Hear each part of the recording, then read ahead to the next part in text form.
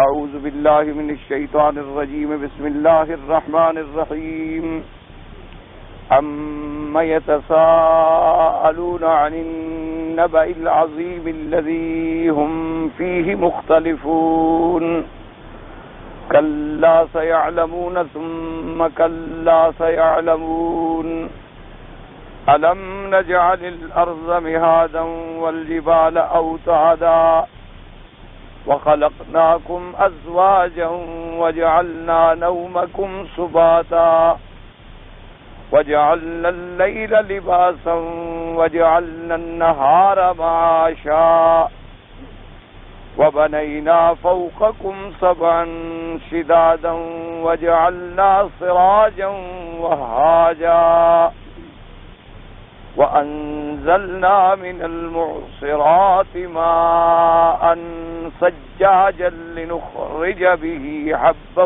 ونباتا وجنات الفافا. اللہ تبارک و تعالی نے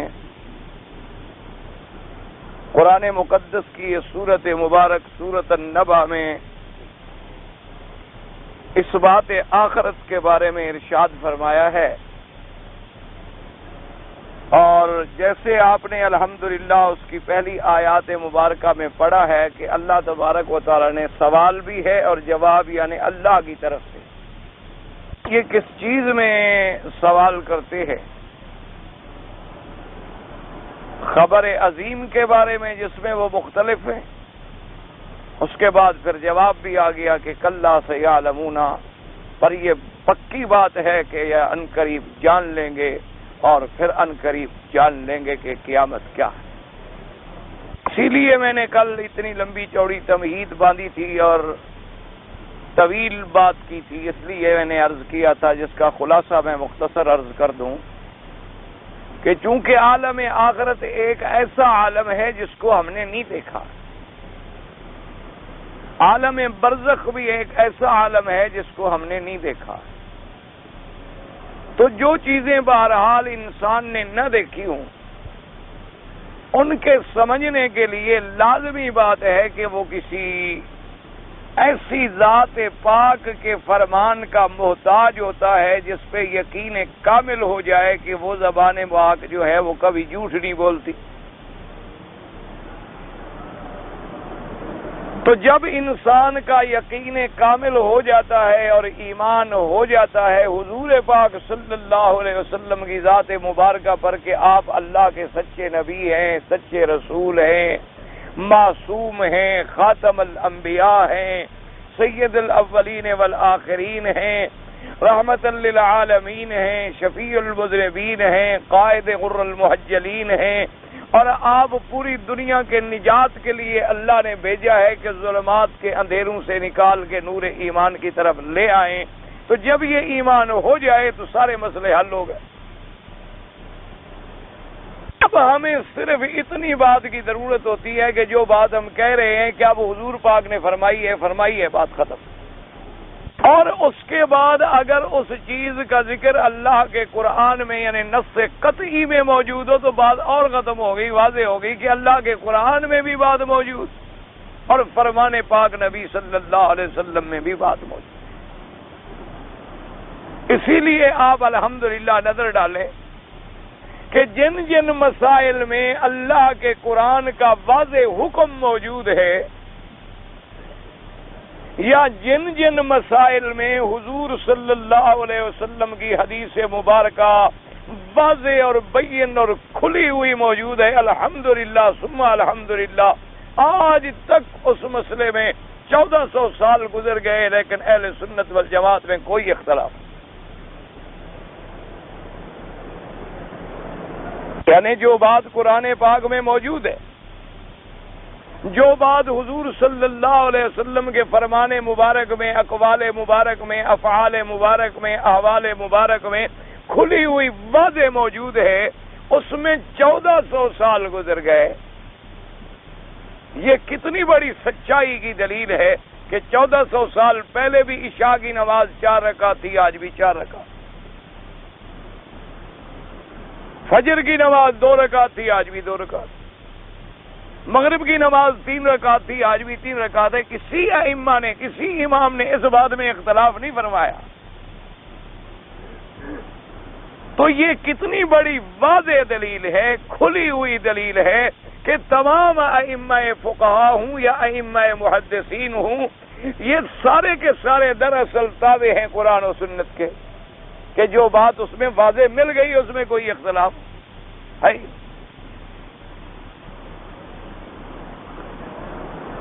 اور اسی طرح اب صرف مسئلہ یہ رہ جاتا ہے کہ بھی ایک آدمی ہے جس کا ایمان نہ ہو اللہ اور اللہ کے رسول پر صلی اللہ علیہ وسلم، تو اس کے لیے بھی اللہ تبارک و تعالی نے اسے، جیسے آپ پہلی آیت میں سورۃ الانسان میں، سورۃ الدار میں پڑھ چکے ہیں، اللہ نے فرمایا کہ ہم نے فجعلناہ سمیعا بصیرا، ہم نے ہر انسان کو سننے والا اور دیکھنے والا بنایا.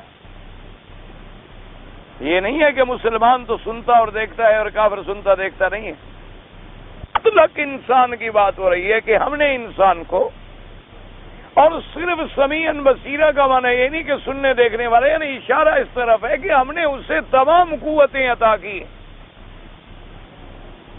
یہ تو ایک محاوراتی بات ہوتی ہے، جیسے آپ کہتے ہیں بھی آپ ماشاءاللہ اچھے بھلے دیکھنے والے آدمی ہیں، آپ دیکھ کے فیصلہ کریں. اب اس کا مطلب یہ تھوڑا ہوتا ہے کہ دیکھنے والے ہیں سننے والے نہیں ہیں.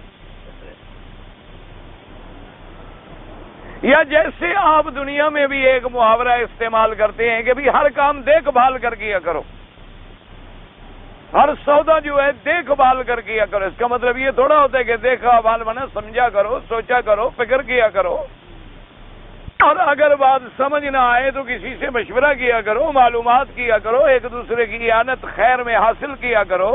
تو اللہ نے فرمایا ہم نے انسان کو یہ ساری قوتیں دی ہیں. ہم نے یہ تو نہیں کہ انسان کو گنگا بہرا اور بالکل پاگل سا ایک ڈمی قسم کا وجود بنا کے دنیا میں بھیج دیا ہے اور اسے حکم دیں کہ بھی تم ادھر چلو چابی بھر دیں، وہ ادھر چلا جائے، اور چابی بھر دیں ادھر چلا جائے. نہیں، ہم نے تو اس کو دیکھنے والا بنا دیا، ہم نے اس کو سننے والا بنا دیا، ہم نے اس کو سمجھنے والا بنا دیا.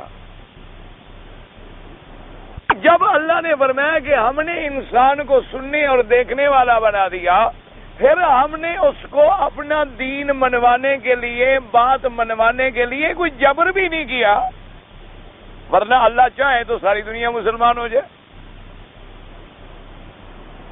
1 منٹ سے پہلے بڑے بڑے فرعون ایک غوطہ کھایا تو مسلمان ہو گئے، تو اور کسی کی کیا طاقت ہے؟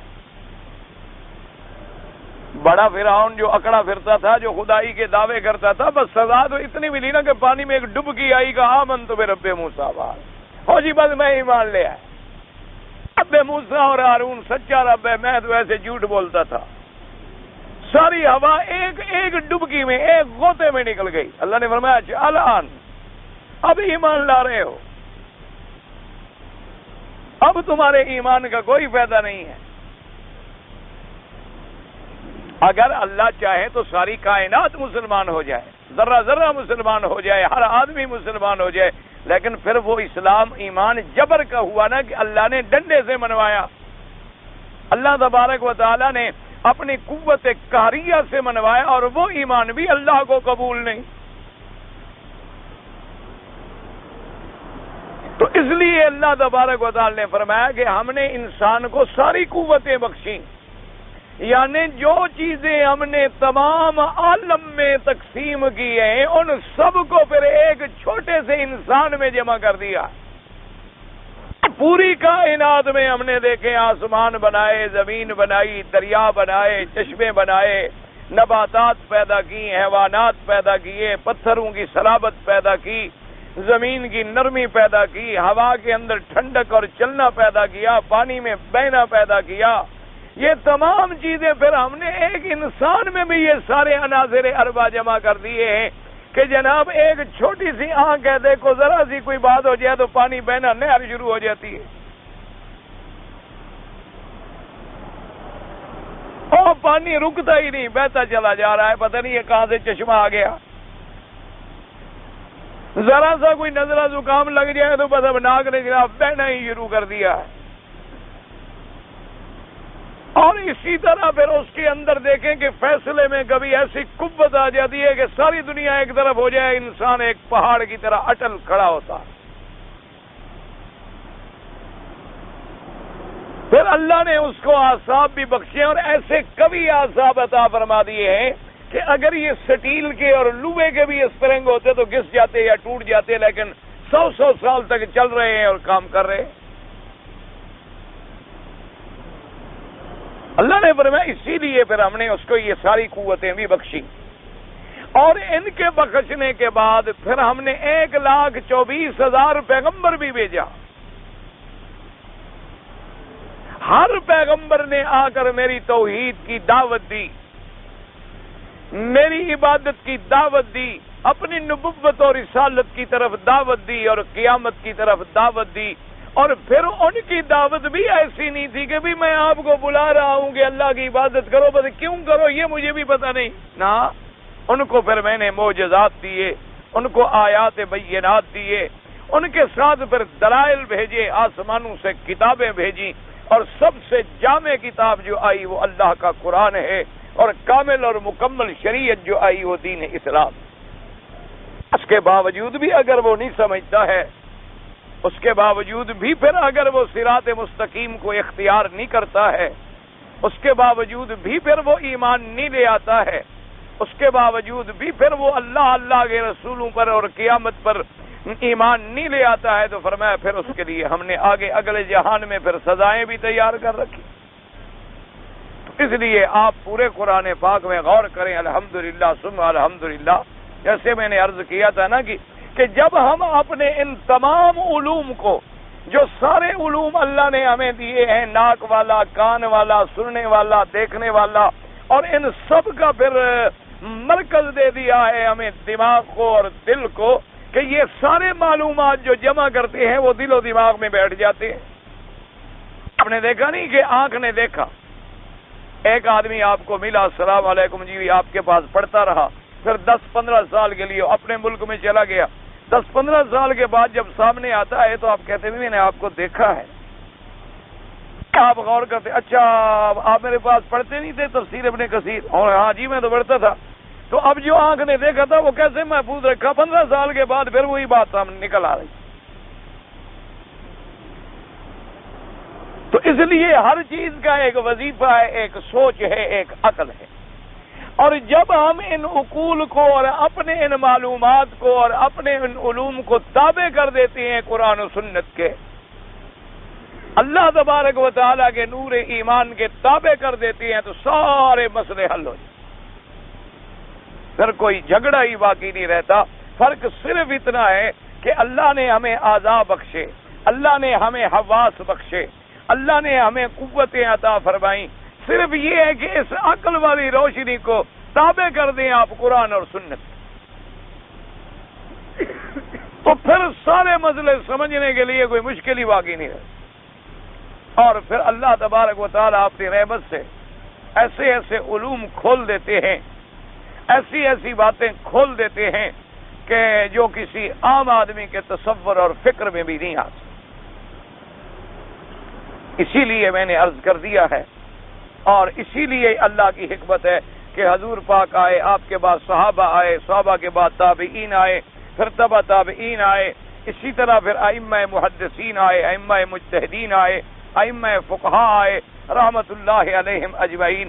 تو یہ اللہ کا کروڑوں کرم ہے بندوں پر، اس لیے ٹھنڈے دلوں سے سوچا کریں کہ یہ کتنا بڑا کرم ہے کہ اگر ایک آدمی کا علم اتنا بڑا نہیں ہے، معلومات اتنے بڑے نہیں ہیں، اس کا وسعت مطالعہ اتنا بڑا نہیں ہے، تو وہ کسی ایک امام کے قول کو لے لیتا ہے اور الحمدللہ بات ختم ہو گئی، اس کی ذمہ داری ختم ہو گئی۔ اسی لیے علماء، اسی لیے تمام امت آج تک جو متفق چلی آ رہی ہے وہ اسی لیے چلی آ رہی ہے۔ ہاں اگر اللہ نے آپ کو خود عالم بنا دیا، اللہ تبارک و تعالیٰ نے آپ کے اندر جو شروط اجتہاد ہیں وہ سارے کے سارے پورے کر دیے، تو اب آپ کسی کے پابند نہیں۔ لیکن جب آپ کے اندر وہ شروط نہ پائے جائیں، وہ علم نہ پایا جائے اور وہ معلومات نہ پائے جائیں، تو پھر آپ لازماً کسی نہ کسی کے پاس جائیں گے اور اس سے جا کے مسئلہ سمجھیں گے اور پھر اس کے کہنے پہ عمل کریں گے، چاہے دنیاوی معاملہ ہو چاہے دین کا معاملہ۔ لیکن مثال کے طور پر ایک معمولی سی بات ہے، ایک کار ہے، گاڑی ہے، موٹر ہے، جیپ ہے، بس ہے، ٹرک ہے، آپ نے خرید لیا، خریدنے کے بعد آپ اس کے مالک بن گئے، لیکن آپ کو گاڑی چلانا نہیں آتا۔ آپ نے 2 لاکھ ریال کی گاڑی خریدی ہے، آپ چلا نہیں سکتے، گاڑی کھڑی ہے، آپ بیٹھے ہوئے۔ اب آپ کیا کریں گے کہ ایک ڈرائیور کو لے آئیں گے 1000 ریال پر، 800 ریال پر، 1200 ریال پر، اور اس سے آپ کہیں گے کہ جی آپ میری گاڑی چلائیں۔ 2 لاکھ ریال خرچ کرنے والا مجبور ہے اور 1000 ریال مہینے لینے والا کہتا ہے جی ابھی لاؤ چابی۔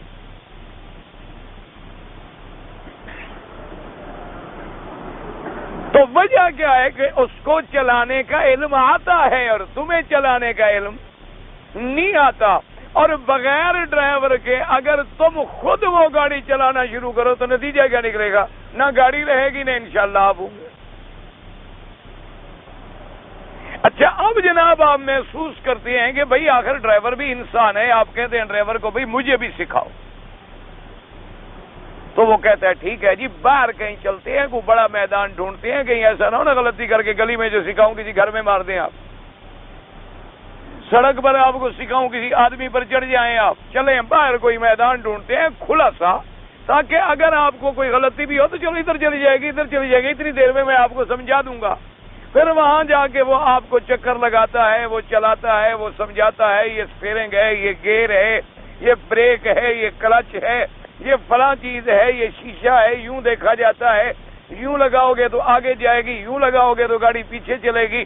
وہ کئی دن ٹریننگ دیتا ہے، پھر آپ چلانا سیکھ جاتے ہیں۔ وہ کہتے ہیں جی ابھی بھی آپ کھلی کھلی سڑک پر چلایا کریں، شہر کے رش میں آپ نہ لے جائیں۔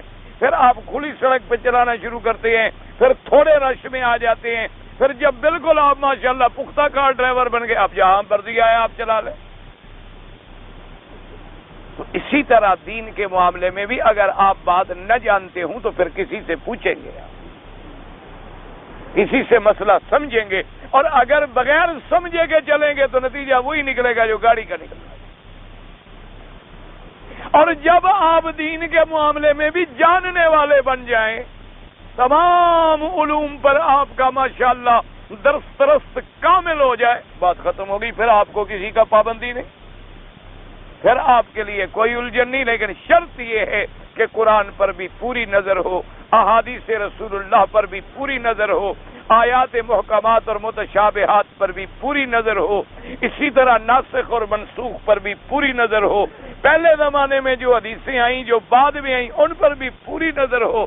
پھر کہیں جا کر آپ کہیں گے کہ جی مجھے الحمدللہ کچھ دین کی بات کا پتہ چلتا ہے اور اللہ کی رحمت سے اللہ نے مجھے بھی علم عطا فرما دیا ہے، پھر اللہ پابند نہیں کرتا، ورنہ اللہ فرماتے ہیں فَاسْأَلُوا أَهْلَ الذِّكْرِ إِن كُنتُمْ لَا تَعْلَمُونَ، اگر تم نہیں جانتے ہو تو پھر علم والوں کے پاس جاؤ اور پوچھو۔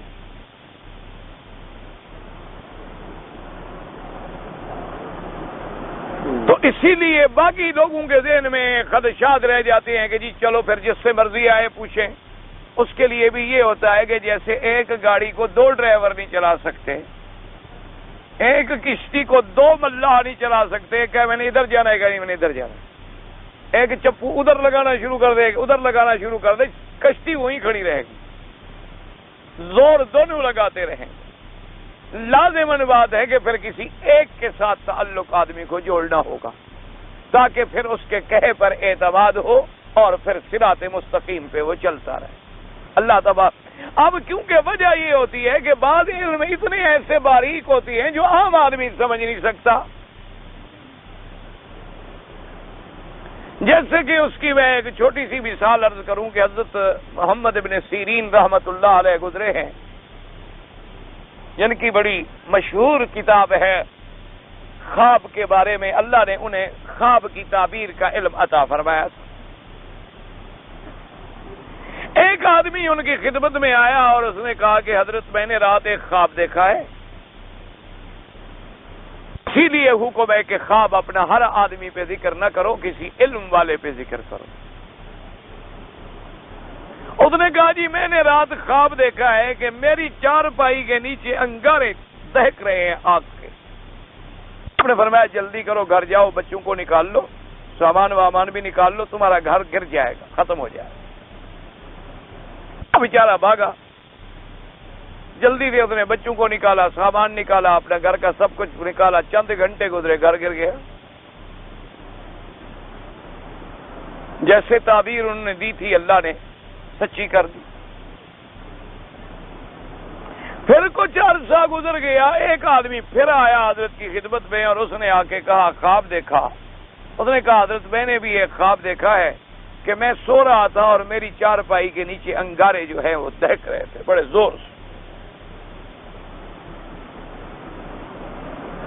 آپ نے فرمایا اچھا؟ اس نے کہا ہاں جی میں نے خواب دیکھا ہے. تو آپ نے فرمایا ایسا کرو کہ جہاں تم سوتے ہو نا اسی جگہ نیچے کوئی سونا شونا کوئی خزانہ دفن ہے، وہ ڈھونڈو، اللہ کرے گا تمہیں مل جائے گا. اس نے ڈھونڈا، اسے سونا مل گیا، وہ تو بڑا آدمی بن گیا رات رات میں. تو آپ کے پاس جو میرے جیسے شاگرد بیٹھے تھے انہوں نے کہا جی عجیب بات ہے، ایک آدمی نے خواب دیکھا کہ چارپائی کے نیچے انگارے جل رہے ہیں، آپ نے اس بیچارے کا گھر جلوا دیا. غریب کا وہی گھر بھی گر گیا اور تعبیر جو آپ نے دی اسی طرح ہو گئی. اور دوسرے آدمی نے بھی وہی خواب دیکھا ہے، آپ نے کہا تیرے گھر میں سونا نکلے گا، آج وہ بڑا آدمی بنا پھرتا ہے. تو اس نے کون سی برائی کی تھی جس کا آپ نے گھر برباد کر دیا، اور اس نے کون سا آپ پر احسان کیا تھا کہ آپ نے اس کے گھر میں سونا نکال دیا؟ آپ نے فرمایا نہ اس نے برائی کی تھی نہ اس نے احسان کیا تھا، میں نے تو خواب کی تعبیر دی تھی. انہوں نے کہا جی جب خواب ایک جیسا ہے، خواب بالکل لفظ بلفظ ایک ہے تو تعبیریں دو کیسے ہو گئی؟ انہوں نے فرمایا پہلے آدمی نے جب خواب بتایا تھا تو گرمی کا مہینہ تھا، گرمی کے مہینے میں کسی کے چارپائی کے نیچے بھی انگارے جل رہے ہوں تو یہ تو پھر عذاب کی علامت ہے. اور اس آدمی نے جب خواب دیکھا تھا وہ سردیوں کا مہینہ تھا، اور سردیوں کے مہینے میں نیچے آگ جلانا کمرے میں یہ تو اللہ کی نعمت کی علامت ہوتی ہے. اس لیے چونکہ دونوں کے خواب میں موسم کا فرق تھا اسی طرح میں نے تعبیر دی اور اللہ نے پوری کر دی. اب اس باریکی پہ ہر آدمی تو نہیں پہنچ سکتا نا جی. اسی طرح ہندوستان میں بھی ایک بہت بڑے عالم گزرے ہیں حضرت نانوتوی رحمۃ اللہ علیہ، اور اسی طرح ایک حضرت رہے ہیں جو قاضی رہے ہیں بھوپال کے، ظہور الدین رحمت اللہ علیہ نام تھا ان کا، یا مجھے نام بھولتا ہے. اللہ نے انہیں بھی بڑا خواب کا علم عطا فرمایا تھا. ان کی خدمت میں ایک آدمی آیا جو اہل حدیث جماعت سے تعلق رکھتا تھا، نوجوان تھا. اس نے آ کے خواب عرض کیا. اس نے کہا حضرت میں نے رات خواب دیکھا ہے کہ نواب صدیق حسن خان جو ہیں وہ بہت بڑے نواب بھی تھے اور بہت بڑے عالم بھی تھے، بڑے ان کے خدمات ہیں دین، وہ بھی اہل حدیث تھے. اللہ ان کی قبر پہ کروڑوں رحمتیں فرمائیں، اور بہت بڑی انہوں نے حدیث کی خدمت کی ہے، علم کی خدمت کی ہے، بڑے ان کے خدمات ہیں. اللہ تبارک و تعالی جس سے چاہے کام لے لیں، نواب بھی تھے اور عالم بھی تھے. اس نے کہا حضرت میں نے خواب دیکھا ہے کہ نواب صدیق حسن خان جو ہے، رات میں نے خواب دیکھا کہ بے انتہا مجمع ہے، اور اس مجمع میں حضور صلی اللہ علیہ وسلم بھی موجود ہے، اور مصلی پہ نواب صدیق حسن خان کھڑے ہیں اور نماز پڑھا رہے ہیں. خواب ہے، میں نے ایک خواب دیکھا ہے. حضرت نے فرمایا پھر خواب بیان کیا. اس نے پھر خواب بیان کیا. آپ نے فرمایا ایک بات بتاؤ، اللہ کے گھر میں بیٹھے ہو مسجد میں، واقعی تم نے خواب دیکھا ہے؟ ایسے تو نہیں بات کر رہے ہو؟ اس نے کہا حضرت میں الحمدللہ مسلمان آدمی ہوں، دین والا آدمی ہوں اللہ کی رحمت سے. میں خواب اور خواب میں جھوٹ بولنا تو کوئی اللہ پہ جھوٹ بولنا ہے. میں نے واقعی خواب دیکھا ہے. تو انہوں نے کہا کہ بھئی پھر مجھے جو تعبیر سمجھ آتی ہے، مجھے بڑا افسوس ہے، معلوم یہ ہوتا ہے کہ نواب صدیق حسن خان جو ہیں ان کی وفات ہو گئی، فوت ہو گئی. اب وہ بیچارہ حیران پریشان نے کہا بھی اس خواب میں تو ایسی کوئی بڑی بات ہوگی کہ آخر حضور پاک صلی اللہ علیہ وسلم بھی موجود ہوں اور مصلی پہ کھڑے ہوں، تو اس میں آپ کی کوئی عظمت، کوئی بڑائی، کوئی فضیلت، کوئی بڑی تعبیر ایسی ہوگی یہ تعبیر تو اس کے دماغ میں بھی نہیں آ سکتی کہ آپ مر گئے. کہا جی اچھا. انہوں نے کہا تعبیر مجھے یہ سمجھ آئی. ابھی وہ وہیں بیٹھا ہوا تھا کہ ایک آدمی دوڑتا ہوا آیا اور اس نے آ کر حضرت قاضی صاحب کو اور مولانا کو اطلاع دی کہ بھی نواب صدیق حسن خان کا انتقال ہو گیا ہے اور جنازے پہ پڑھ. جنازے پہ چلے گئے سارے حضرات, جنازہ پڑھا. بڑا اللہ والا آدمی تھا. اس کے بعد وہ آدمی آیا اور ساتھی آئے. انہوں نے کہا حضرت آخر یہ تعبیر آپ کو کیسے سمجھ آئی؟ انہوں نے کہا سمجھ اس لیے آئی کہ جب نبی موجود ہو تو مصلی پہ کوئی دوسرا کھڑا نہیں ہو سکتا. جب اللہ کا نبی کسی جگہ موجود ہوگا تو مصلی پہ کھڑے ہونے کا حقدار صرف اللہ کا نبی ہوتا ہے. اب اللہ کے نبی کے آگے وہی آ سکتا ہے جو مر گیا ہو, جنازہ رکھا ہو. انہوں نے کہا ورنہ اللہ کے نبی کے آگے کوئی زندہ تو آ ہی نہیں سکتا. البتہ اللہ کے نبی کے آگے وہ آ سکتا ہے جو مر جائے اور اس کا جنازہ حضور پڑھا رہے ہو. یہ تو ہو سکتا ہے, ورنہ یہ کبھی نہیں ہو سکتا کہ اللہ کے نبی بھی موجود ہوں اور آپ کے آگے کوئی اور آ جائے. ہاں اللہ کے نبی کے حکم سے آئے وہ علیحدہ بات. مسئلے کو یاد رکھنا, اگر اللہ کے نبی خود حکم دیں کہ بھئی تم جاؤ, جیسے کہ سیدنا ابی بکر کو آپ نے حکم دیا رضی اللہ عنہ, تو وہ بھی تو حکم نبی تھا. اور اس میں بھی آپ دیکھ لیں کہ جب نبی صلی اللہ علیہ وسلم تشریف لے ابو بکر پیچھے ہٹ گئے, باوجود حکم ملنے کے, باوجود روکنے کے. سیدنا ابی بکر نماز میں اپنے پچھلے پاؤں چلے گئے. حضور نے روکا بھی لیکن ابی بکر نے نہیں دیکھا, نماز میں تھے.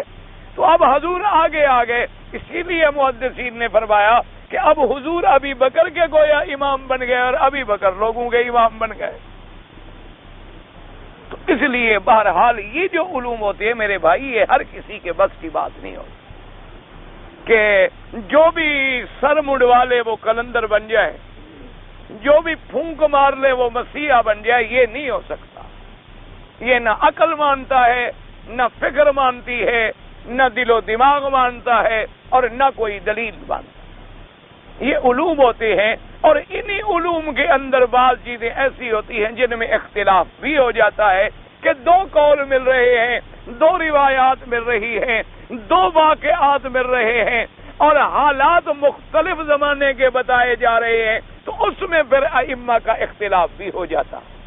اللہ تبارک و تعالیٰ ان پہ بھی رحمتیں فرمائیں. اللہ تبارک و تعالیٰ سب کو, ہمیں, آپ کو, تمام مسلمانوں کو صراط مستقیم عطا فرمائے. تو اب اللہ تبارک و تعالیٰ نے دیکھیں فرما دیا, ورنہ تو اتنی کافی تھے نا. اللہ نے فرمایا جان لیں گے جب یہ مریں, بس بات کافی تھی. لیکن دیکھیں جناب, اب اللہ پاک نے اپنے اسی مسئلے کے اس بات کے لیے دلائل شروع کر فرمایا الم نجعل الارض مہادا والجبال اوتادا. فرمایا الم نجعل, یہ قیامت کے منکرین کو اللہ نے فرمایا کہ اے منکرین قیامت, اے منکرین معاد, اے منکرین بعض, کیا تم نے نہیں دیکھا کہ ہم نے زمین کو تمہارے لیے بچھونا بنا دیا؟ اور لفظ فرمایا مہادن. مہاد اصل میں کہتے ہیں اس بچھونے کو جو بچے کے لیے بچھایا جاتا ہے مہد سے. جیسے کہ حضرت عیسیٰ علیہ السلام کے بارے میں بھی آیا قرآن میں کہ جب عیسیٰ علیہ السلام ابھی بچے تھے تو مہد میں تھے, اور بی بی نے جب اشارہ کیا تو قوم بول پڑی کہ کیف نکلم من کان فی المہد صبیا, کہ کیسے وہ بات کرے گا جو ابھی اپنے بچھونے میں ہے, ابھی اپنے جھولنے میں ہے, ابھی اپنے جھولے میں ہے, تو وہ کیسے بات کرے گا؟ تو اس سے اشارہ یہ اللہ نے فرمایا, کہیں تو فرمایا الذی جعل لکم الارض فراشا, زمین کو بنایا فراش, فراش بچھا دیتے ہیں نا. کہیں فرمایا مہادا, کہیں فرمایا کہ ہم نے زمین کو جما دیا ہے, زمین کو ہم نے تمہارے لیے جگہ قرار بنا دیا ہے, اور زمین میں ہم نے بڑے بڑے پہاڑ جما دیے ہیں اللہ تضطربا, تاکہ اضطراب نہ کرے. تو اس سے یہ ہے کہ تمہارے لیے کتنا, جیسے تم بچے کے آرام کے لیے جگہ بناتے ہو, اس کے لیے جھولا بناتے ہو, اس کے لیے اگر جھولا نامی ملے تو کپڑا باندھ دیتے ہو, پھر نیچے اس کے لیے گدے ودے ڈالتے ہو, ہر آدمی اپنی حیثیت کے مطابق. اور پھر جناب انتظام کرتے ہو کہ بچے کی گردن کبھی یوں نہ ہو جائے اور پاؤں کبھی یوں نہ ہو جائے اور ہاتھ کبھی یوں نہ ہو جائیں اس کے آرام کا. اللہ نے فرمایا ہم نے بھی تمہارے لیے زمین کو کیسے آرام دہ بچھونا بنا دیا کہ جہاں مرضی آئے تم گھر بنا لو, جہاں مرضی آئے زمین کا سینہ چیر کے تم باغ اور نہریں لگا دو, جہاں مرضی آئے تم جناب بلڈنگیں کھڑی کر دو, جہاں مرضی آئے تم خیمے کی میخیں گاڑ دو, جہاں مرضی آئے تم ہل چلاؤ, مرضی آئے نہریں بناؤ, مرضی آئے کاشت میں لگاؤ. فرمایا یہ جو زمین ہم نے بنائی ہے تو ذرا اسی پہ غور کرو. والجبال اوتادا, اوتاد وسط کی جمع ہے, مانا ہوتا ہے میخیں. آپ نے دیکھا نا مثلا آپ دروازہ بنائے کوئی چیز پہ میخ لگا دیتے ہیں کہ ہلے نہیں, اپنی جگہ مضبوط ہو جائے. اللہ نے فرمایا پھر ہم نے زمین میں میخیں گاڑ, یعنی زمین کو ہم نے جما دیا ہے کہ وہ حرکت نہ کرے, اضطراب نہ کرے. میرے بندے کیوں اگر زمین ہلنا شروع ہو جائے تو بس سارے مکان دڑم. دیکھا نہیں زلزلہ جب آتا ہے کیا ہوتا ہے, اللہ پاک بچ بچائے مسلمانوں کو. یہی تو ہوتا ہے نا کہ زمین میں ذرا سا بھونچال آتا ہے اور بڑے بڑے سیمنٹڈ اور کنکریٹ کی بنی ہوئی بلڈنگیں جو ہوتی ہیں وہ دھڑپ سے نیچے آ جاتی ہیں. تو فرمایا کہ ہم نے زمین میں میخیں لگا دی. اب کوئی آدمی یہ سوچے کہ جی یہ میخیں کیسی ہے, میخ تو چھوٹی ہوتی ہے, جتنا زمین بڑی میخ بھی تو پھر اتنی بڑی ہوگی. تم بھی تو کہیں چھوٹی میخ لگاتے ہو اور ضرورت ہوتی ہے تو بڑی لگاتے ہو. جتنی جگہ بڑی ہوگی تو میخ بھی تو اتنی بڑی ہوگی نا. تو اب زمین کتنی بڑی ہے تو اس کی میخیں بھی تو پہاڑ ہی بن سکتے تھے. اس لیے اللہ تبارک و تعالی تم چابی میں جو گھڑی میں میخ لگاتے ہو وہی موٹر میں تو نہیں لگاتے ہو نا, وہی بحری جہاز میں تو نہیں لگاتے ہو نا. تم بھی تو میخیں کہیں چھوٹی سی کہیں بڑی سی کہیں بڑی سی کہیں بہت بڑی لگاتے ہو. تو اب زمین جو اتنی بڑی تھی پھر میں نے بھی میخیں. اب کوئی کہتے کو جی فلاں فلاں ملک میں پہاڑے اور فلاں فلاں ملک میں نہیں ہیں. اللہ نے فرمایا تم بھی تو ہر جگہ میخیں نہیں لگاتے ہو نا, جہاں ضرورت ہوتی ہے نا کہ اب پورے موٹر کے ٹائر کو باندھا ہوا ہے تو صرف 4 نٹ لگا دیے ہیں تم نے کہ آمنے سامنے لگے ہوئے ہیں, مضبوط ہے, بھاگ رہا ہے, دوڑ رہا ہے, مجالے کے باہر نکلے. تو اللہ نے فرمایا ہوئے تو میرے علم میں ہے نا کہ میری زمین کا کل دائرہ کتنا ہے اور میں نے کہاں کہاں بوجھ ڈالنا ہے. تم اعتراض تو تب کرو جب تم ساری زمین کو جانتے ہو. تمہیں تو ساری زمین کا علم ہی نہیں ہے, تمہارے پاس تو معلومات ہی نہیں ہے, تم نے تو آج تک زمین نہیں دیکھی. تم تو ایسے گھوڑے دوڑا رہے ہو, ابھی تو تمہیں زمین کے طول و عرض کا بھی پتہ نہیں لگا, ابھی تو زمین کے عمق اور گہرائیوں کا بھی تمہیں پتہ نہیں لگا, ابھی تو تمہیں سمندروں کا اور پانی کا بھی پتہ نہیں لگا ہے. سب سے بڑا یعنی جس نے پوری دنیا پر سفر کیا وہ ذوالقرنین ہے, جو بادشاہ گزرا ہے. اس کو اللہ تبارک و تعالیٰ نے یہ قوت دی تھی کہ وہ غروب شمس تک بھی پہنچا اور طلوع شمس تک بھی پہنچا. لیکن یہ معنی نہیں کہ غروب کی جگہ پہ پہنچ گیا یعنی آگے زمین ختم ہو گئی, ورنہ سورج تھوڑا زمین میں ڈوب جاتا ہے. سورج تو زمین سے بہت بڑا ہے, 12,000 میل بڑا ہے دنیا سے. سورج تو اتنی بڑی چیز ہے. اور پھر سورج کا تو اپنا ایک دور ہے, وہ دور ایک جگہ غروب ہو رہا ہے تو اسی وقت دوسری جگہ نکل رہا ہے, اس کا اپنا ایک دوران ہے.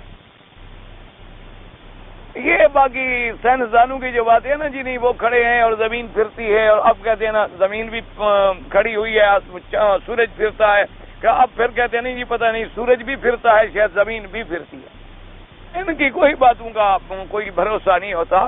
بہرحال یہ ہے کہ کلن فی فلک یسبحون, اللہ کا قرآن کہتا ہے کہ ان کے لیے ہم نے ایک دائرہ فلک بنایا ہے, اسی میں ان کا ایک چکر ہے, اسی میں ان کی ایک گردش ہے. اور وہ گردش کا مطلب یہی ہوتا ہے کہ اب ایک جگہ ڈوبے گا دوسری جگہ نکلے گا. اسی لیے تو اوقات کا فرق ہے. یہاں 10 بجے ہوں گے تو آپ کے ملک میں 12 بجے ہوں گے, اور کسی میں 11 بجے ہوں گے, اور کسی میں 8 بجے ہوں گے, کیونکہ جیسے جیسے اس کا دورہ ہے اسی طرح اس کا نظام چلتا ہے. بہرحال یہ ایک لمبی بحث ہے, اس میں جانے کی ضرورت نہیں ہے.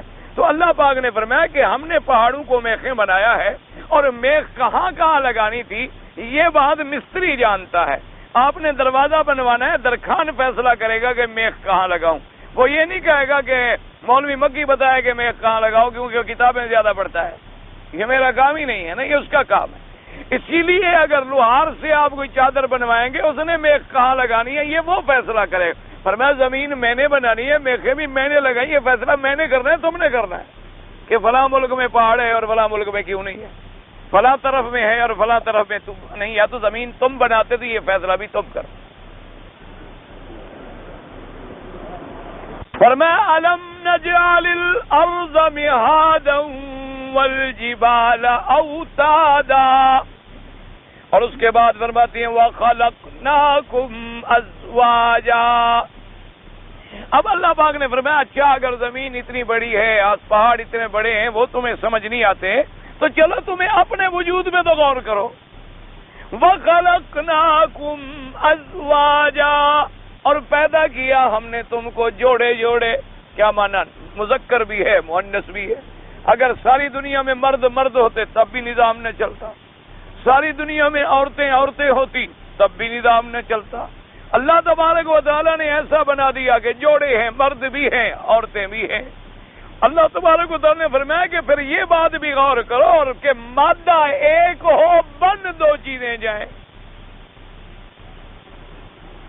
دیکھو نا جی، مثال کے طور پر یوں سمجھو یہ مادہ ہے اس کا پلاسٹک، یہ پلاسٹک کا بنا ہوا گلاس ہے. تو جب پلاسٹک کو محلول بنا کر، سیال بنا کر، پانی کی طرح بنا کے اس کی ڈائیوں میں اسے ڈالا جاتا ہے، پہلے سے ڈائی بنی ہوتی ہے تو اندر سے گلاس تیار ہو کے نکلے گا. یہ کبھی نہیں ہو سکتا کہ مادہ آپ ڈالیں پلاسٹک کا، ایک گلاس پلاسٹک کا نکلا، ایک لوہے کا نکلا، ایک پیتل کا نکلا. یہ کبھی ہو سکتا ہے؟ یہ کبھی ہو سکتا ہے کہ آپ کی مشین جو ہے اس میں جو ڈائی لگی ہے اور پیچھے جو آپ نے اس کا خام میٹیریل ہے، اس کا جو مواد ہے جس سے آپ نے گلاس بنانا ہے، اگر آپ پیتل کے بنا رہے ہیں تو پیچھے مسالہ بھی پیتل کا ہوگا، لوہے کے بنائیں گے تو لوہے کا ہوگا، چاندی کے بنائیں گے چاندی کا ہوگا، سونے کے بنائیں گے سونے کا ہوگا، پلاسٹک کے بنائیں گے پلاسٹک کا ہوگا. یہ نہیں ہو سکتا کہ آپ وہ مادہ ڈالیں پیتل والا اور گلاس نکلے پلاسٹک والا. یہ کبھی نہیں ہو سکتا. اللہ نے فرمایا کہ جو تم نے پانی ٹپکایا ایک عورت کے رحم میں، وہ مادہ تو ایک ہے، لیکن آگے کسی کو میں نے مرد بنا دیا، کسی کو عورت بنا دیا. مادہ تو وہی ایک ہے، پانی ہے. اب آپ یہ کہیں گے کہ اللہ میاں بہرحال پانی تو دو تھے، تو اللہ نے فرمایا پھر ان کو کس نے ملایا؟ اچھا دو تھے تو پھر بھی تو دونوں کو ملا کے میں نے لڑکا بنا دیا، دونوں کو ملا کے میں نے لڑکی بنا دی. تو فرمایا کہ اسی پہ غور کر لو کہ یہ سارے نظام کے بنانے والا کون ہے. وَخَلَقْنَاكُمْ أَزْوَاجًا. اور بعض علماء نے فرمایا کہ ازواج کا معنی ایک تو یہ ہے کہ جوڑا بنایا. اس نے کہا یہ تفسیر بھی بالکل ٹھیک ہے کہ ہر چیز جو ہے اس کا جوڑا ہے، یعنی نباتات ہیں، جمادات ہیں، حیوانات ہیں، انسان ہے، سب کے جوڑے ہیں. حیوان ہوں گے تب بھی جوڑا ہے، اسی طرح انسان ہیں جوڑے ہیں، جن ہیں جوڑے ہیں، اور اسی طرح حتیٰ کہ سبزیاں ہیں، نباتات ہیں، اسی طرح پھل ہیں، فروٹ ہیں، ان میں بھی اسی طرح اللہ کی شان ہے، نر بھی ہے، مذکر بھی ہے، مؤنث بھی ہے.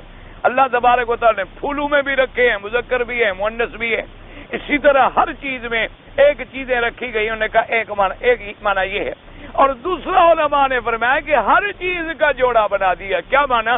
کہ رات بنائی تو مقابلے پہ دن بھی بنا دیا، ظلمت بنائی تو نور بھی بنا دیا، خیر بنایا تو شر بھی بنا دیا، اچھے عمل والا بنایا تو بیڑے عمل والا بھی بنا دیا.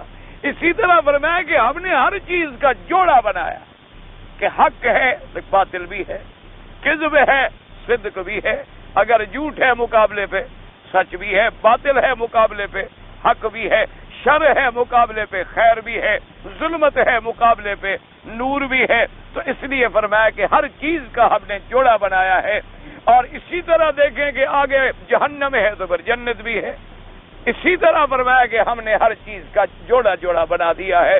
بعض علماء نے فرمایا کہ اس سے مراد یہ ہے، کیوں انہوں نے کہ یہ بات کیوں فرمایا؟ انہوں نے کہا کہ پہلے ذکر چل رہا تھا زمین کا اور پھر اس کے بعد ذکر آ رہا تھا پہاڑوں کا، اور آگے ہم لیں وَخَلَقْنَاكُمْ یعنی تمہارے انسانوں کا صرف جوڑا لیں تو انہوں نے کہا اس سے زیادہ بہتر ہے کہ ہم اس کو عام لیں کہ ہر چیز کو اللہ نے جوڑا بنایا.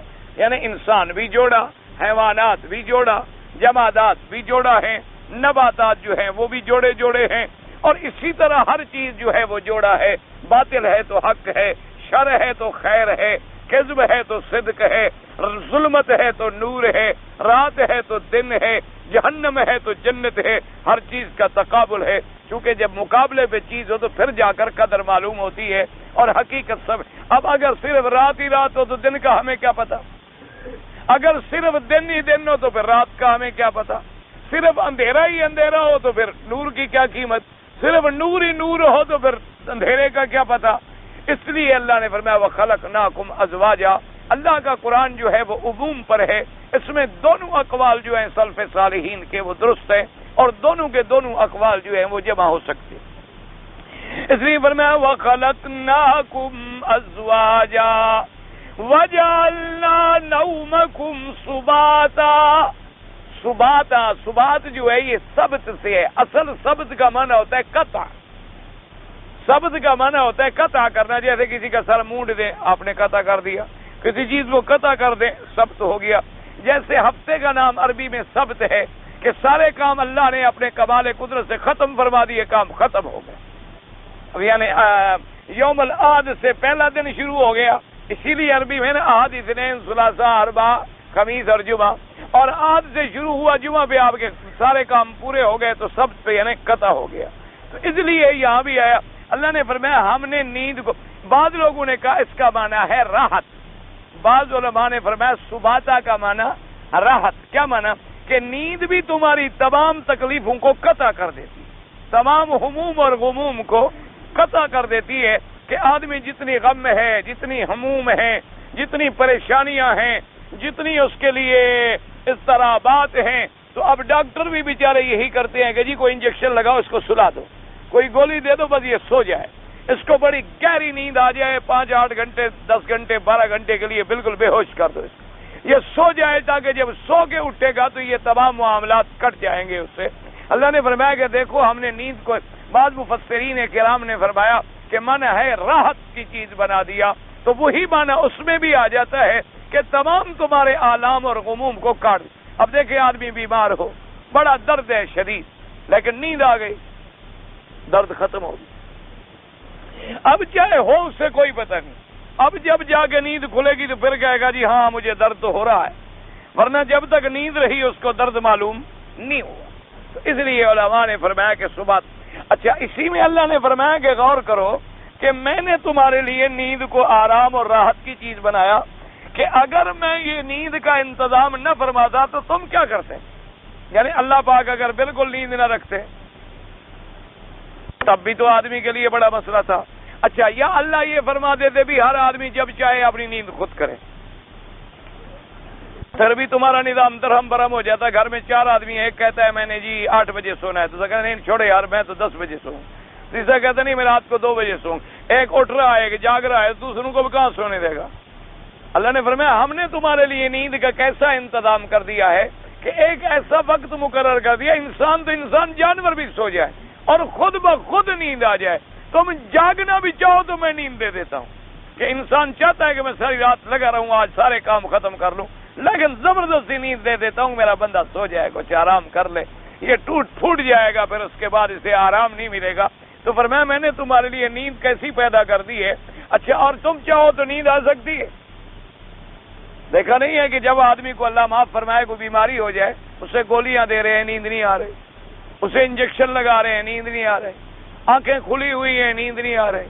اچھا کبھی دماغ سو گیا ہے اور آنکھیں پھاڑے ہوئے پھر رہا ہے پاگلوں کی طرح بیچارہ، دیکھا نہیں؟ اسی طرح آپ اکثر جو ڈرائیور یہ حضرات ایکسیڈنٹ وغیرہ کرتے ہیں نا، ان بیچاروں کو مرض ہوتی ہے، اللہ معاف کرے جنہیں اللہ محفوظ رکھے، ان کے علاوہ اکثر لوگوں کو یہ بیماری ہو جاتی ہے نشے وغیرہ کے استعمال کرنے کی۔ اکثر ان میں یہ امراض زیادہ ہوتے ہیں ڈرائیور برادری میں، کوئی افیم کھا رہا ہے اور کوئی چرس پی رہا ہے اور کوئی بلائیں گندی استعمال کر رہا ہے، خبائث محرمات، اور وہ اپنے وجہ سے کہ کیا ہے جی میں زیادہ سے زیادہ جناب مجھے خشکی ہو جائے گی اور میں چلاتا رہوں گا گاڑی، اور پھر دیکھا ہے آپ نے ایسے ایکسیڈنٹ ہوتے ہیں وجہ کہ آنکھیں کھلی ہوئی ہیں، دماغ سو گیا، پتہ ہی کوئی نہیں، گاڑی میں چلی گئی، گاڑی درخت میں چلی گئی، کبھی نہر میں چلی گئی، کبھی گاڑی پہ چڑھ گئی، کبھی کچھ ہو گیا، کبھی کچھ ہو گیا، کبھی کچھ ہو گیا، وجہ کہ حالانکہ بازار دیکھنے والا دیکھے گا کہ حضرت صاحب جاگ رہے ہیں، آنکھیں کھلی ہوئی ہیں بالکل، اور دماغ اس کا کام ہی نہیں کر رہا، بس جو بلا آئی گیا، اس کے بعد تو پتہ ہی نہیں ہم کہاں چلے گئے ہیں۔ تو اس لیے اللہ نے فرمایا کہ یہ نیند کی نعمت جو ہے میں نے تمہارے لیے بنائی ہے کہ باقاعدہ ایک وقت آتا ہے کہ جی اب رات آ گئی ہے، تمام پرندے جائیں گے چگنے کے لیے، سورج ڈھلنا لگے گا، لوٹیں گے، دوڑیں گے اپنے گھونسلے میں، بھاگیں گے، چلو جی واپس۔ حیوان چرنے کے لیے جائے گا، شام ہوگی واپس آئے گا گھر۔ ہر چیز جو ہے اس کے لیے ہم نے ایک وقت بنا دیا ہے کہ وہ جبرن سو جائے، تاکہ اب سونے کا وقت ہے تو اچھا چند آدمیوں کی ڈیوٹی ہے وہ جاگ لیں، فرق نہیں پڑے گا چونکہ عالم کا نظام تو چل رہا ہے، اس میں چند آدمیوں کے لیے کوئی فرق نہیں پڑتا۔ تو فرمایا اسی پہ غور کرو، وجعلنا نومکم سباتا، اور اس کے بعد فرماتے وجعلنا اللیل لباسا، اور بنایا رات کو تمہارے لیے لباس، ستر، پردہ۔ فرمایا کہ رات جو ہے ہم نے تمہارے لیے پردہ بنا دی۔ کیا مانا؟ اشارہ ہے کہ جتنی اندھیرا ہوگا تو نیند قائم ہوگی نا۔ نیند تبھی آپ دیکھیں نا، دن میں سوتے ہیں تو دروازے بند کرتے ہیں، کھڑکیاں بند کرتے ہیں، آگے پردے لگاتے ہیں، لائٹیں بند کرتے ہیں، مطلب اندھیرا ہو تو نیند آئے۔ اندھیرا اور کوئی چیز بھی نہ ملے تو آدمی پٹی باندھ لیتا۔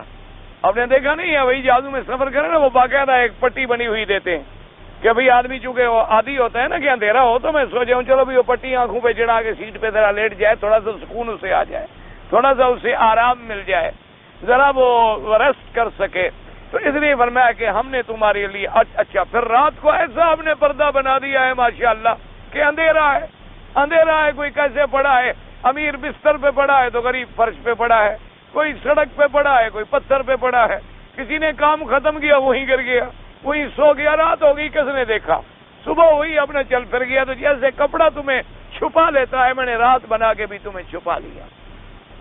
وَجَعَلْنَا اللَّيْلَ لِبَاسًا وَجَعَلْنَا النَّهَارَ مَعَاشًا، اور اللہ نے فرمایا کہ دن کو ہم نے پھر تمہارے لیے کیوں روزی کمانے کا ذریعہ بنا دیا کہ اب رات کو تم نے آرام کر لیا ہے، اب نیند تمہاری پوری ہو گئی ہے، اب صبح کا تارا سورج چمکا ہے، روشنی ہو گئی ہے، اب تم تیار ہو کے نکل پڑو، مزدور مزدوری پہ جا رہا ہے، ملازم ملازمت پہ جا رہا ہے، پڑھانے والا پڑھانے کے لیے جا رہا ہے، پڑھنے والا پڑھنے کے لیے جا رہا ہے، کمانے والا کمانے کے لیے جا رہا ہے۔ میں نے تیرے معاش کے لیے، میں نے تیرے اسباب معاش کے لیے دن کیسا بنا دیا۔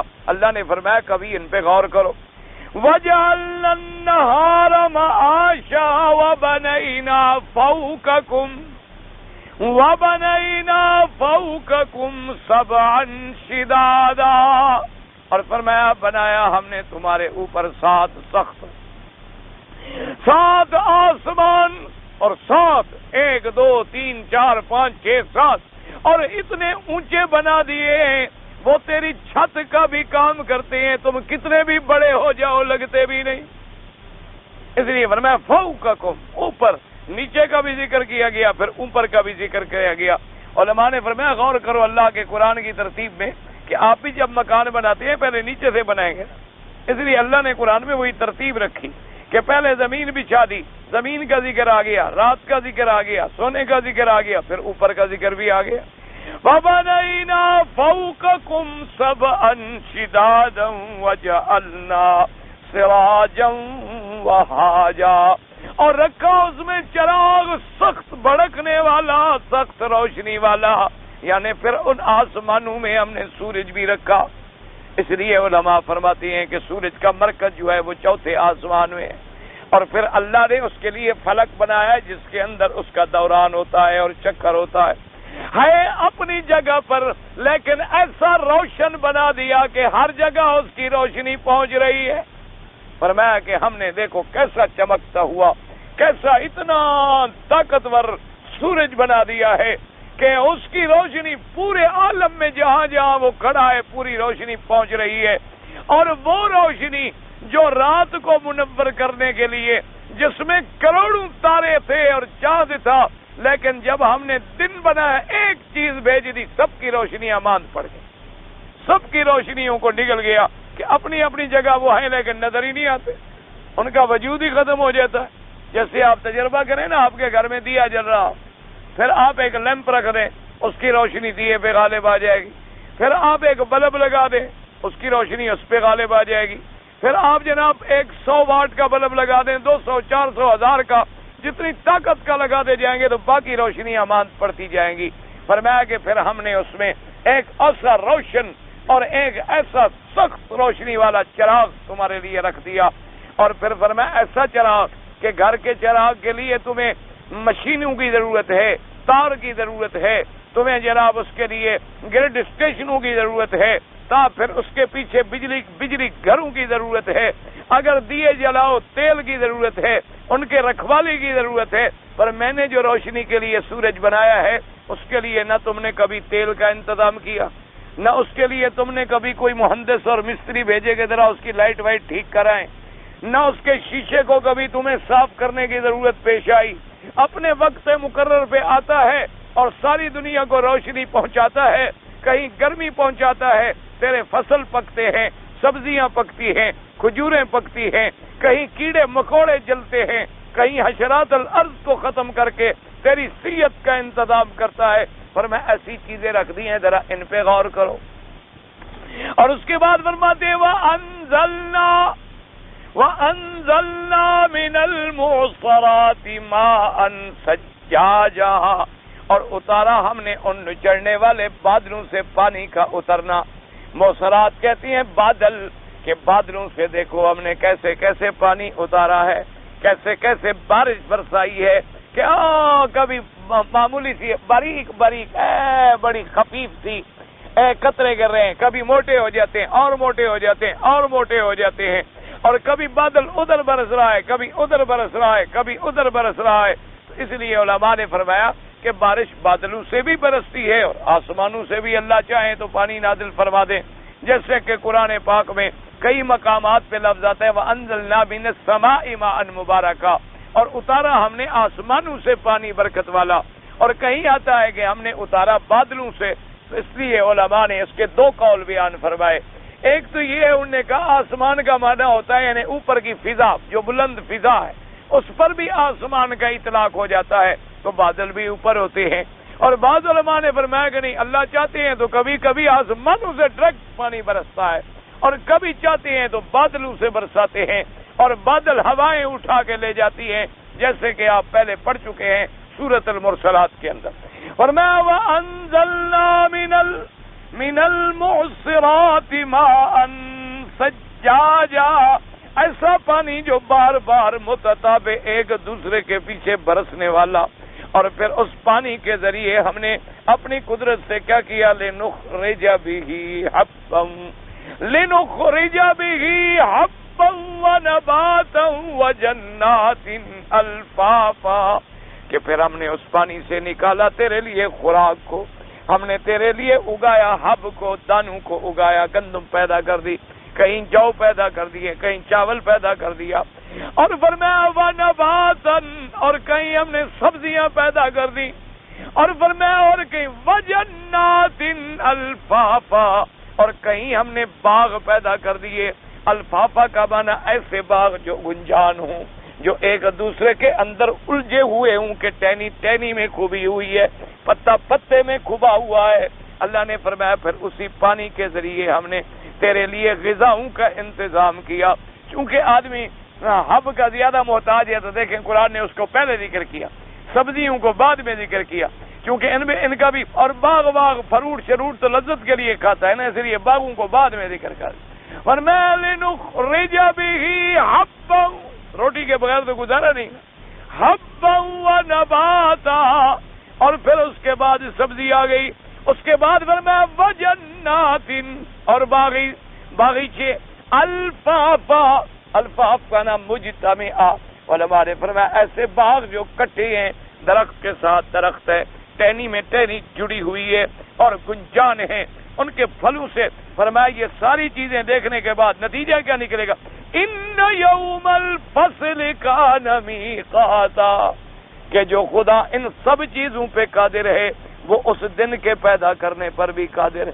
فرمایا ان پہ جب غور کرو گے، اب دیکھیں اللہ نے قوتیں بھی دی، اللہ نے پیغمبر بھی بھیجے، اللہ نے قرآن بھی بھیجا، اللہ نے پھر دلائل بھی کھول کے بیان کیے، اور پھر بھی کوئی کہے جی قیامت کیسے ہوگی، تو اللہ نے فرمایا پھر جہنم کے لیے تیار ہو جائے۔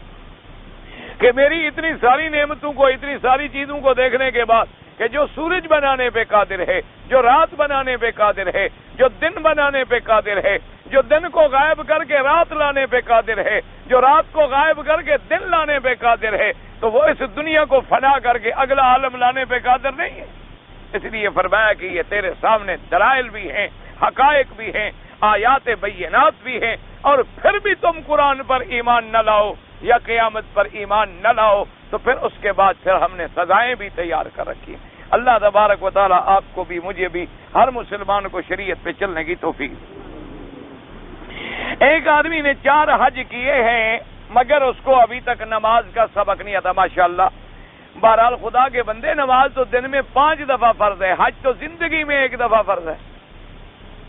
حج پوری زندگی میں صرف 1 دفعہ فرض ہے، اور نماز 24 گھنٹے میں 5 دفعہ فرض ہے۔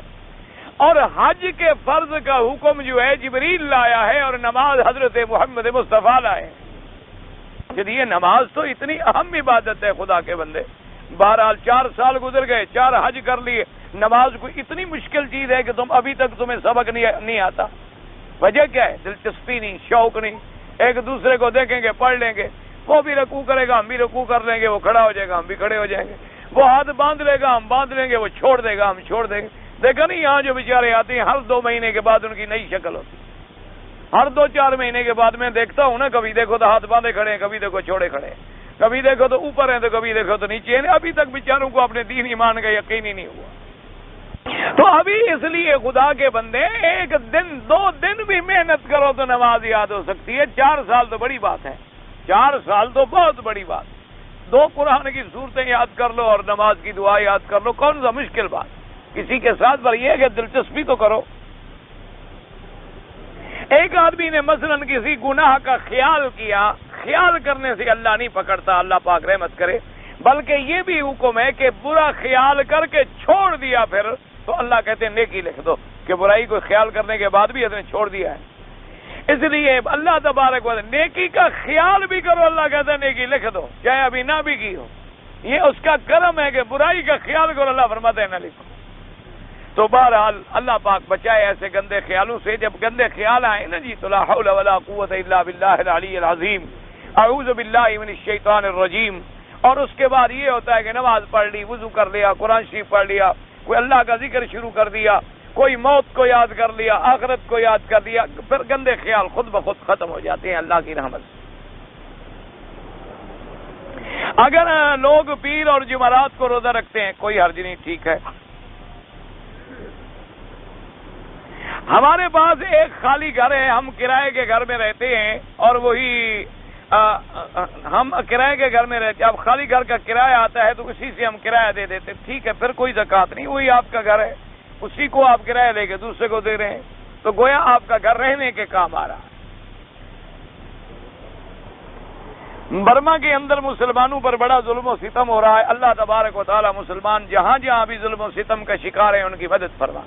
اس لیے خصوصی طور پر تمام مسلمان جو اللہ کے کعبے میں رہتے ہیں، مدینہ منورہ میں رہتے ہیں، برما کے مسلمانوں کے لیے، کشمیر کے مسلمانوں کے لیے، افغانستان کے مسلمانوں کے لیے، فلسطین کے مسلمانوں کے لیے خصوصی دعائیں کریں۔ 9 طواف کر کے نماز میں خصوصی طور پہ دعائیں کریں، اور روزانہ صبح و شام ہر گھڑی دعائیں کریں کہ اللہ اپنی رحمت کے فیصلے فرمائے۔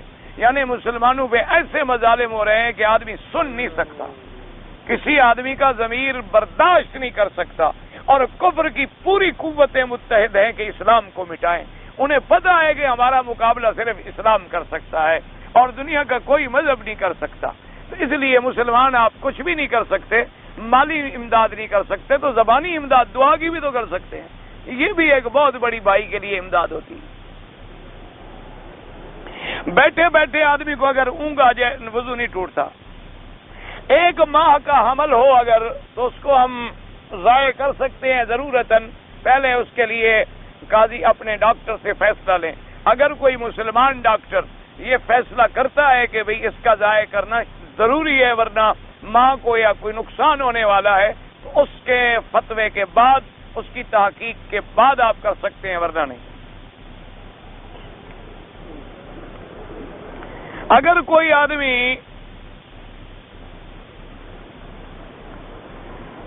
کسی بزرگ یا والدین کے لیے تعظیم کے لیے کھڑا ہونا جو ہے، میں نے ایک کتاب کی فتاوا میں پڑھا ہے، انہوں نے لکھا ہے کہ جائز ہے، اور حضور پاک نے کھڑے ہونے سے منع فرمایا۔ اسی لیے تو میں کہتا ہوں پھر کسی عالم سے پوچھنا پڑے گا، اسی لیے تو میں کہتا ہوں کہ مسئلہ سمجھ نہیں ہے۔ حالانکہ حضور بی بی فاطمہ کے لیے کھڑے ہو جاتے تھے، بی بی فاطمہ حضور کے لیے کھڑی ہو جاتی تھی، حضور صلی اللہ علیہ وسلم حضرت جعفر کے لیے کھڑے ہو گئے، تو اس لیے پھر سمجھ ہوتی ہے۔ حضور نے جو منع فرمایا ہے کہ لا تقوموا کما تقوم العاجم، کے جیسے عجم والے لوگوں کی عادت ہے کہ سردار بیٹھا ہے اور باقی بیچارے غلام بن کے کھڑے، اور سردار کھڑا ہو جائے تو ڈر کے مارے بیٹھے، ان میں ایسا نہ کرو، وہ بھی انسان ہے، تم بھی انسان ہو۔ باقی اگر کوئی کسی کی تعظیم کے لیے، محبت کے لیے، جیسے سیدہ فاطمہ الزہرا حضور کے لیے کھڑی ہو جاتی، حضور صلی اللہ علیہ وسلم اپنی بیٹی کے لیے کھڑے ہو جاتے۔ اسی لیے پھر علماء نے کہا کہ اگر تمہارے کھڑے ہونے سے اس کے دل میں تکبر پیدا ہوتا ہے، قطعاً کھڑے رہو، بیٹھے رہو۔ سمجھتے ہوگی یہ متکبر آدمی ہے، میں کھڑا ہوتا ہوں بڑا خوش ہوتا ہے، اور کھڑا نہ ہو تو کہ یار میرے لیے اٹھا بھی نہیں کرتے، ایسے آدمی کو بالکل نہ ہو۔ اسی لیے پھر دونوں حدیثوں پہ نظر رکھنی پڑتی ہے۔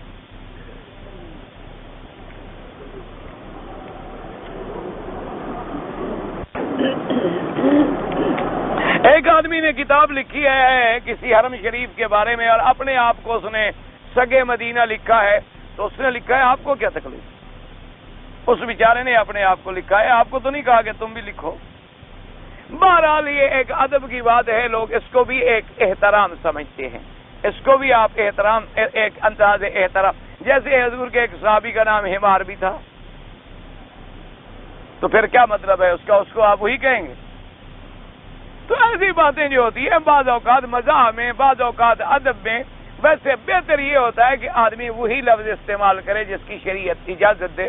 مقصود اس بیچارے کا بھی ادب ہے، اس لیے بہرحال اسے کچھ کہنے کی ضرورت نہیں ہے، لیکن کوشش یہ کرے آدمی کہ بلا وجہ اپنے آپ کو ایسے لفظ میں استعمال نہ کرے جس کا شریعت میں ثبوت نہ ملتا ہو۔ بعض عمرے والے لوگ حرم کو اپنے روزی کا مرکز بناتے ہیں، بہرحال جیسی نیت ہے اسی طرح پھل ملے گا۔ اگر مکے میں لوگ رہتے ہیں وہ عمرہ کریں، پہلے تو مکے میں رہنے والوں کے لیے طواف افضل ہے، اور اگر وہ عمرہ کریں تو ان کے لیے بہتر یہ ہوتا ہے کہ جب کبھی اللہ ان کو مدینہ شریف لے جائے یا کام میں طائف جائیں، واپس آئیں تو میقات سے عمرہ کریں، اور اگر وہاں بھی نہیں جا سکتے تو پھر امام ابو حنیفہ رحمۃ اللہ علیہ کے نزدیک یہ ہے کہ وہ حرم سے باہر نکلیں، چاہے مسجد تریم سے یا جیرانہ سے عمرہ کریں، اور بعض علماء اہل حدیث یہ بھی فرماتے ہیں کہ اپنے گھر سے بھی وہ احرام باندھ سکتا ہے۔ اگر کوئی آدمی انگوٹھی پہنے چاندی کی تو جائز ہے، بالکل جائز ہے، چاہے بائیں ہاتھ میں پہن چاہے دائیں میں پہن، دونوں ہاتھوں میں جائز، کوئی منع نہیں۔ دائیں ہاتھ میں بھی ثابت ہے پہننا اور بائیں ہاتھ میں بھی پہننا ثابت ہے، کوئی منع نہیں ہے۔ بہرحال چاندی کی ہو، مرد کے لیے سونے کی انگوٹھی پہننا جو ہے وہ حرام ہے۔ حضور صلی اللہ علیہ وسلم نے سونا اور ریشم جو